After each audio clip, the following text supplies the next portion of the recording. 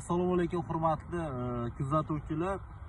Demak, bugun mana 2025-yil 6-may kuni demak Samarqand Agro-innovatsiya va tadqiqotlar instituti axborot maslahat markazining o'sha no'xat maydon ekilgan davridamiz. Bundan bir hafta oldin demak o'sha kasallik va zararkunandalarga qarshi kurashish bo'yicha preparatlar qo'llanilgan paytda sizlarga video bir murojaat qilgan edik.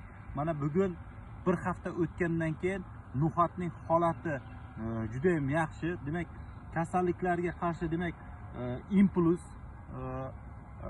hasharotga qarshi demak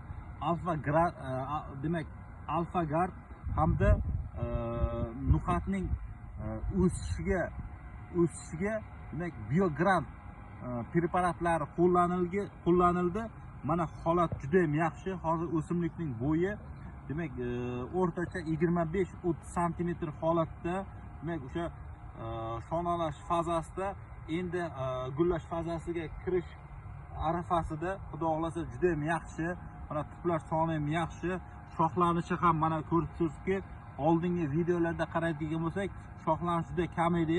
Hozir 3 ta, 5 ta gacha shoxlar, hattoki 6 ta ham shoxlar hosil bo'lgan. Demak, juda ham yaxshi holat. Demak, hurmatli kuzatuvchilar, siz ham demak o'sha no'xat yetishtirishda demak kasallik va zararkunandalarga qarshi kurashni o'z vaqtida boshlash kerak. O'z vaqtida qo'llasangiz, albatta undan demak yuqori hosildorlikka erishasiz degan umiddaman.